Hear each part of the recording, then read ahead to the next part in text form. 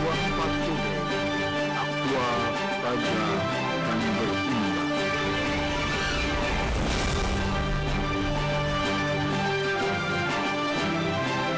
Dewan Pengurus Pusat Perkumpulan Advokat Negarawan Indonesia, DPP ADNI periode tahun 2025 sampai tahun 2030, gelar rapat umum anggota Kongres ke-1, Silaturahmi Advokat dan Buka Puasa Bersama Ramadan 1446 Hijriah, mengusung tema, Advokat Negarawan, Pilar Penegak Keadilan, pada Senin tanggal 10 Maret tahun 2025 di Hotel Madani Jalan SM Raja Amaliun Nomor 1 Medan, Sumatera Utara.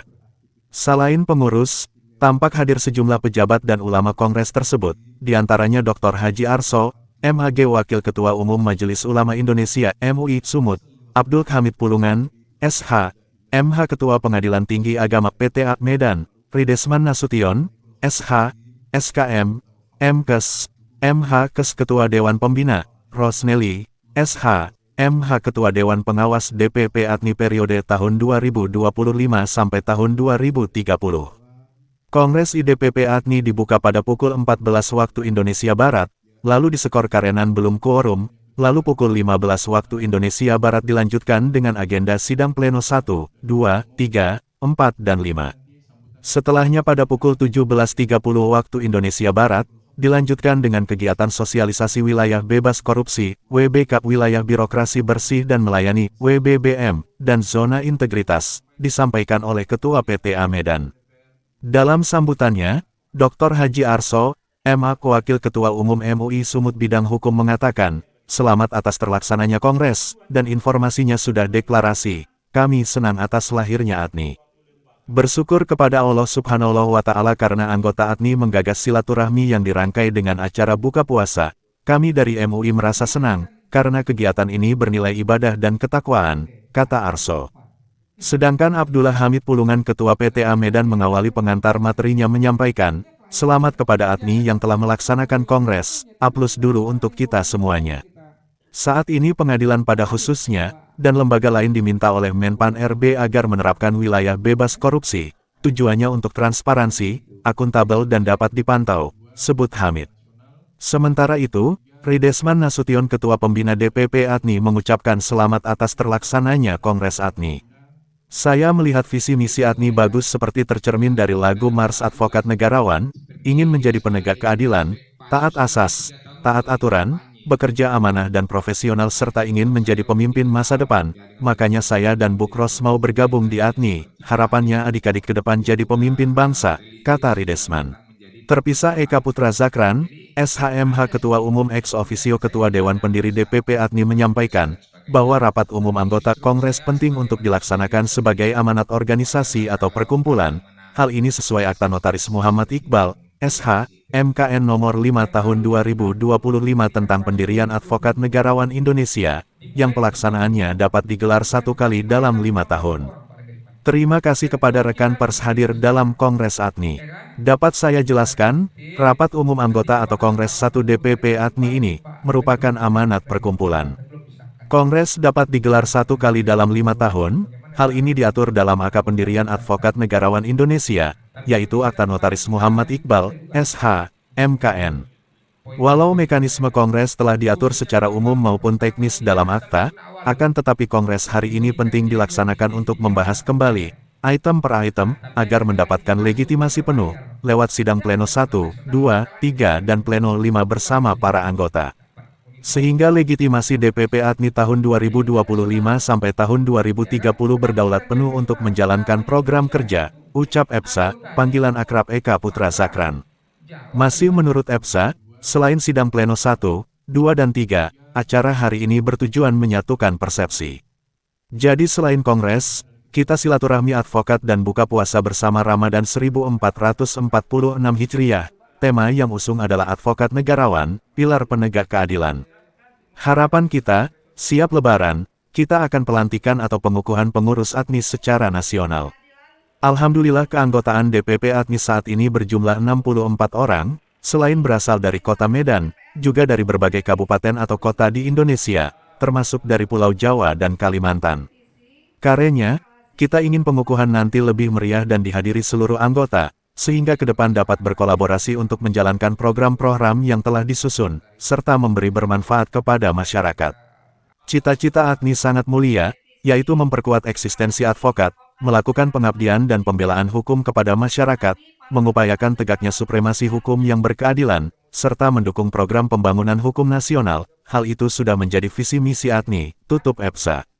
Sebelumnya, berdasarkan keputusan Dewan Pendiri, telah ditetapkan komposisi DPP Agni tahun 2025 sampai tahun 2030, sebagai Ketua Umum Eka Putra Zakran, Sekretaris Jenderal Hairul Anwar Lubis dan Bendahara Umum Adek Sikumbang, dan berdasarkan Akta Nomor 5 Tahun 2025 Notaris Muhammad Iqbal, SHMKN dijelaskan Ketua Umum Eka Putra Zakran, Sekretaris Jenderal Hairul Anwar Lubis, Bendahara Umum Adek Sikumbang, dan Ketua Dewan Pengawas Rosneli, SHMH dan anggota Rizwan Munte, SHMH. Dalam Kongres, DPP Agni juga membacakan petisi deklarasi yang dibacakan oleh Rosneli, SHMH, menyatakan, 1. Taat pada Pancasila, UUD 45, Bhinneka Tunggal Ika dan NKRI, 2. Setia pada ADART Agni dan peraturan yang berlaku, 3. Siap mengabdi dan berdedikasi untuk Nisa dan bangsa, 4. Siap berkontribusi untuk pembangunan hukum nasional, 5. Siap mendukung pemerintah berdaulat, adil makmur sebagai cita-cita bersama, 7. Meminta pemerintah dan DPR untuk merevisi Undang-Undang Advokat agar lebih baik, 8. Mendeklarasikan lahirnya Perkumpulan Advokat Negarawan Indonesia sebagai ormas profesional yang bergerak di bidang hukum, sosial dan kemasyarakatan. Tadi pengesahan ADRT, alhamdulillah karena sudah dikeluarkan dalam bentuk akta notaris Pak Redesman. Sekarang kita ada petisi ya. Petisi pertama terkait deklarasi, kedua ada rekomendasi yang harus kita sampaikan kepada pemerintah dan DPR. Nanti akan kita berikan kesempatan kepada Ibu Rosneli selaku Dewan Pengawas kita yang tertinggi di dalam jabatan kepengurusan dalam konteks yang mengawasi, jadi biar terdengar sama publik. Agak kencang tuh nanti kalau ketua dewas yang membacakan. Jadi kepada Bu Rosneli kami persilakan. Petisi deklarasi advokat negarawan Indonesia. Kami para advokat negarawan Indonesia menyatakan, 1. Bahwa setiap dan taat kepada Pancasila, Undang-Undang Dasar 1945, Bhinneka Tunggal Ika dan NKRI. 2. Setia dan taat kepada ADART, Advokat Negarawan Indonesia, konstitusi dan peraturan perundang-undangan yang berlaku di Negara Kesatuan Republik Indonesia. 3. Siap mengabdi dan berdedikasi untuk Nusantara dan bangsa. 4. Siap berkontribusi untuk membangun hukum negara nasional Indonesia. Dan 5. Siap mendukung pemerintah berdaulat, adil, makmur sebagai cita-cita bersama. 6. Siap mengawal penegakan supremasi hukum yang berkeadilan untuk semua. 7.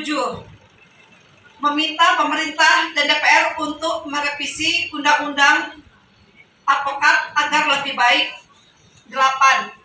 Mendeklarasikan lahirnya Perkumpulan Advokat Negarawan Indonesia sebagai organisasi kemasyarakatan profesional bergerak di bidang hukum, sosial, dan kemasyarakatan. Medan, 10 Maret 2025. Ringan, kemudian teguran sebulan, 2 bulan, 3 bulan begitu. Tapi ini dicabut. Jadi artinya profesionalisme dia dicabut sehingga dia tidak bisa lagi beracara. Itu dari dampaknya. Tentu udah nggak dibayar APBN, nggak ada NIP-nya seperti Opung Redesman, kami ini dicabut pula lagi apanya, pakai jadi kuli bangunan semua lah nanti, kan gitu. PR juga itu kan. Kita mau duduk kan agar itu ada regulasinya. Kalaupun mau diberhentikan, dicabut seperti apa konsepnya gitu. Makanya itu salah satu pointernya. Poin kedua, bahwa kita ingin status dari penegak hukum itu jelas di dalam kode etik advokat dan undang. Kami ini dalam pasal 5 adalah penegak hukum. Wilayah kerjanya seluruh Indonesia, tapi faktanya di hadapan polisi, jaksa dan hakim kita advokat ini kadang-kadang dianggap remeh. Kita ingin makanya posisinya kuat gitu. Sebagai empat pilar penegak hukum sama, jangan saling menghormati. Gitu. Cukup? Cukup enggak?